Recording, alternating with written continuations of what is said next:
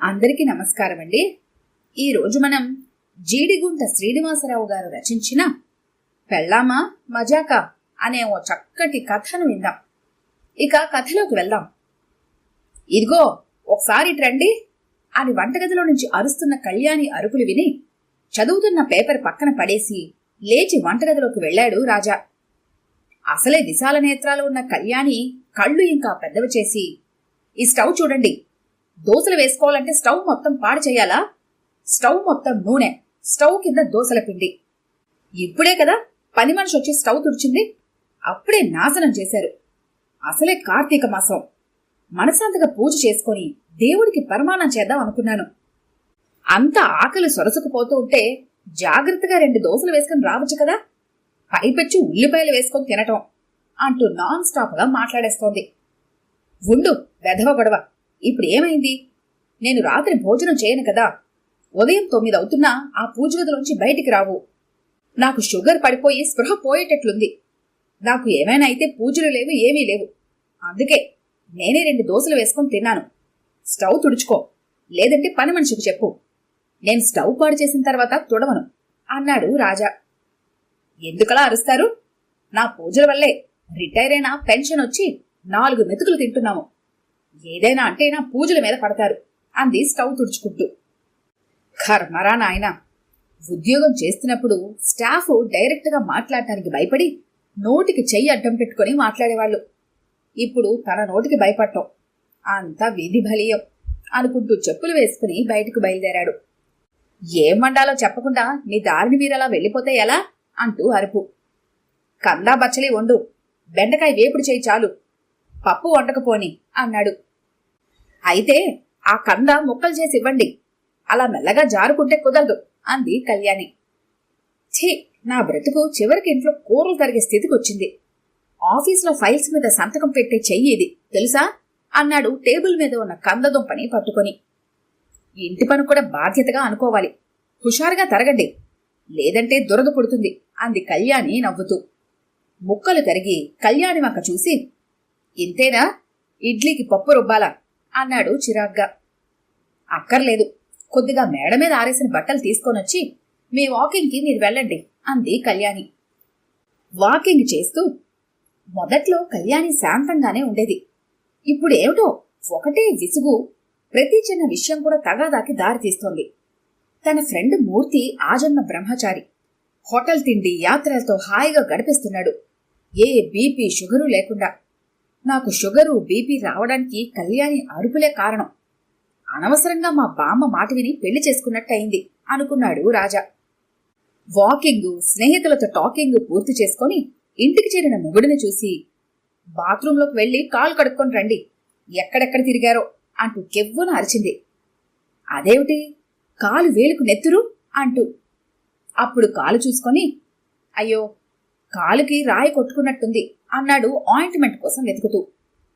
మన ఇంట్లో అంత త్వరగా ఏదీ కనిపించదు, ఉండండి కొద్దిగా పసుపు పెడతాను అని పసుపు తీసుకొచ్చి కాలు పట్టుకుని దెబ్బ తగిలిన చోట పసుపు పెట్టింది. కాలు పట్టుకోగానే దీర్ఘ సుమంగళి భావాన్ని దీవించిన మొగుడిని చూసి, ఏమిటో ఇంత పెద్ద దెబ్బ తగిలినా బాధపడకుండా నవ్వుతున్నారు, ఇలా అయితే ఎలా అండి, షుగర్ వాళ్ళు జాగ్రత్తగా ఉండాలని కూడా తెలియదు అంది. తెలియక కాదే, నువ్వుండగా నాకు భయం ఎందుకు అన్నాడు రాజా భార్యను చూసి. రోజులు మొగుడు పెళ్ళం మధ్య తగాదాలు చిరాకులతో గడుస్తున్నాయి. ఇలా అయితే కాశీ వెళ్లి సన్యాసం పుచ్చుకుంటాను జాగ్రత్త అన్నాడు రాజా కోపంతో. శంకరమఠంలోకి వెళ్లి కూర్చోండి, సన్యాసం అంటే ఏమిటో తెలుస్తుంది అంది కళ్యాణి. భోజనం వడ్డించు, ఆకలిగా ఉంది అన్న రాజాతో. అన్నం వండలేదు, మీరు సన్యాసం తీసుకుంటున్నారు కదా అని అంది నవ్వుతూ. కొంపదేసి నిజంగానే వండలేదా? ఏదో సరదాగా అన్నాను అంటూ వంటగదిలోకి వెళ్లి చూశాడు. ఒక గిన్నెలో టొమాటో పప్పు, ఇంకో గిన్నెలో దొండకాయ కారం కూర రా రా అని పిలుస్తూ కనిపించాయి. హమ్మయ్య, వండలేదంటే భయం వేసింది, సన్యాసం తీసుకుంటే మాత్రం తిండి తినకూడదని ఎక్కడుంది అనుకుంటూ తినడం మొదలుపెట్టాడు. ఏ మాటగా మాట చెప్పుకోవాలి కళ్యాణి, నీ మాట దురుసుగా ఉన్నా వంట మాత్రం రుచి అదిరిపోతుంది అన్నాడు రాజా.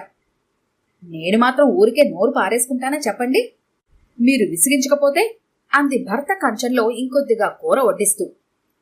నేను విసిగించటం కాదు, నువ్వే ఎందుకు ప్రతిదానికి అరుస్తున్నావు?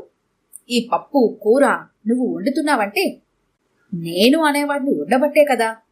నా పెన్షన్ లేకపోతే ఏం పెట్టి వండేదానివి అన్నాడు. నీ పెన్షన్ వండదుగా, నేను వండాల్సిందేగా. కొద్దిగా భార్యకి ఉపకారం చేయకపోయినా చేసే పనికి అడ్డం రాకుండా ఉండలేరా చెప్పండి అంది కళ్యాణి. అలా అంటేనే నాకు చిరాకు. నిన్ను ఇబ్బంది పెట్టకుండా కొన్ని పనులు నేను చేసుకుంటూ ఉంటే అది పాడు చేశారు, ఇది పాడు చేశారని ఒకటే నసుగుడు. దోస గిన్నెలో గరిటె వేసి ఉంచితే ఉప్పు వేసి రెడీగా ఉంచావు అనుకుని దోసలు వేసుకుంటే ఉప్పు ఉండదు. అదేమిటి అంటే నా మీద విరుచుకుపడతావు. నీ తప్పు ఒప్పుకోవు అన్నాడు. అబ్బో, అది కూడా తప్పేనా? మీరు నన్ను అడగచ్చు కదా ఉప్పు వేశానా లేదా అని. అయినా మీలా ఎవరూ వంటింట్లో దొరబడి ఆడింగ పనులు చెయ్యరు. మా నాన్నకి వంటిల్లు ఎక్కడ ఉండేదో కూడా తెలియదు మా ఇంట్లో అంది కళ్యాణి. మీ నాన్నకేం కర్మ, మీ అమ్మకి కూడా తెలీదు. ఎప్పుడు హోటల్ తిండేగా అన్నాడు. మాకు డబ్బులు బాగా ఉన్నాయి కాబట్టి హోటల్ తిల్లు తిన్నాము. మీలా ఎవరు భోజనంకి పిలుస్తారని ఎదురు చూడలేదు అంది కోపంగా. అంటే మేం తిండికి గదిలేని వాళ్ళమా? అటువంటప్పుడు మీ నాన్న మా ఇంటి చుట్టూ తిరిగి నిన్ను పెళ్లి చేసుకోమని ఎందుకు అడిగాడు? మొత్తానికి నాకు అంటగట్టి తను హమ్మయ్య అనుకున్నాడు అన్నాడు కోపంగా. మాట పెరిగి చివరికి ఒకరితోకరు మాట్లాడుకోకుండా గడుపుతున్నారు. 2 రోజులు అయ్యేసరికి మొగుడే ముందు మాట్లాడితే బావుండు అనుకుంటే రాజా తన భార్య ముందు పలకరిస్తే బావుండును అనుకున్నాడు. కాని ఇద్దరు బిగించుకొని కూర్చున్నారు. ఇంతలో రాజా కూతురు తండ్రికి ఫోన్ చేసి తనకి ఒంట్లో బాలేదని ఒక 4 రోజుల కోసం అమ్మని పంపమని అడిగింది. నువ్వే మీ అమ్మని అడుగు, తను వస్తానంటే రైలు ఎక్కిస్తాను అన్నాడు కూతురుతో. కూతురు మాటకి ఇదే మంచి అవకాశమని తన అవసరమేమిటో భర్తకి తెలిసి రావాలి అని అంగీకరించి సామాను సర్దుకుని బెంగళూరు వెళ్లిపోయింది కూతురు దగ్గరికి. మొదట్లో వెళ్తే వెళ్ళు, నేను ప్రశాంతంగా ఉంటాను అన్న రాజాకి భార్య ఇంట్లో లేకపోతే ఇల్లు బోసిపోయినట్టుగా అనిపించింది. సాయంత్రం కాఫీ కోసం పాలు స్టవ్ మీద పెట్టి మర్చిపోవడంతో పాలు పొంగిపోయి స్టవ్ పాడవటం కాక గిన్నె కూడా మాడిన వాసన రావటంతో టీవీ చూస్తున్న రాజా కంగారుగా వంటగదిలోకొచ్చి స్టవ్ ఆపేసి తను లేదు కాబట్టి సరిపోయింది, లేకపోతే పెద్దగా గొడవ పెట్టేసేది అనుకున్నాడు. రాత్రికి హోటల్ నుంచి చపాతీ తెచ్చుకొని తిని పడుకున్నాడు. ఉదయం 8 గంటలకు మెలకువ రావటంతో లేచి మొహం కడుక్కొని ఆ రోజు పేపర్ చూస్తూ కూర్చున్నాడు. అరగంటైనా కాఫీ రాకపోవటంతో కళ్యాణి, నాకు కాఫీ ఇచ్చేదుందా లేదా అని అరిచాడు. ఇల్లంతా నిశ్శబ్దం. అప్పుడు గుర్తుకొచ్చింది, భార్య ఊరు వెళ్ళింది అని రాజాకి. నీరసంగా కుర్చీలో నుంచి లేచి బయటకొచ్చి చూశాడు. రోజు కళ్యాణి రాత్రి బయట గేటుకి సంచి పెట్టేది, పాలవాడ అందులో పాల ప్యాకెట్స్ వేయడానికి. అక్కడ సంచి లేకపోవటంతో పాల ప్యాకెట్స్ వేయలేదు పాలవాడు. ఏమిటో పాపం, కళ్యాణి ఇన్ని పనులు మర్చిపోకుండా చేసేది. తన ఇంట్లో లేని లోటు కనిపిస్తోంది అనుకుంటూ ఎదురింటి కుమారింటికి వెళ్లి ఓ పాల ప్యాకెట్ ఉంటే ఇస్తారా, సాయంత్రం తిరిగిస్తాను అన్నాడు. ఆంటీ లేదా అంకుల్ అంటూ కుమార్ భార్య సుధ అడిగింది. లేదమ్మా, మా అమ్మాయి దగ్గరికి వెళ్ళింది, నాకు అలవాటు లేక పాల కోసం సంచి పెట్టలేదు అన్నాడు. మీరిప్పుడు కాఫీ ఏం చేసుకుంటారంకుల్ అంటూ వేడిగా కాఫీ కలిపి కప్పు చేతికిచ్చింది. ఎందుకమ్మా, నేను కలుపుకునేవాణ్ణి కదా అంటూ కాఫీ కప్పు అందుకున్నాడు. పర్వాలేదంకుల్, మీరు కూడా ఆంటీతో వెళ్లాల్సింది కదా అంకుల్ అంది సుధ. మీ ఆంటీకి తనుంటే తప్ప నేను ఏ పని చేసుకోలేను అని అభిప్రాయం. అది తప్పు అని నిరూపించదలిచాను అన్నాడు నవ్వుతూ రాజా. వంటిల్లు యుద్ధమైన తర్వాత యుద్ధభూమిలా ఉన్నట్టుంది. స్టవ్ మీద మాడిపోయిన గిన్నె, ఎక్కడ ప్లేట్స్ అక్కడ సింకులో పడి ఉన్నాయి. కళ్యాణి రోజు రాత్రి అన్ని గిన్నెలు బయట పెట్టేది పని మనిషి కోసం. ఇల్లు శుభ్రంగా తుడుచుకొని అప్పుడు నిద్రపోయేది. తనకి మొదటి రోజే ఇంత తేడా కనిపించడంతో బాబోయ్, తను లేకపోతే నా పని అంతే అనుకుంటూ పని మనిషికి ఫోన్ చేశాడు. ఇంకా రాలేదే అని.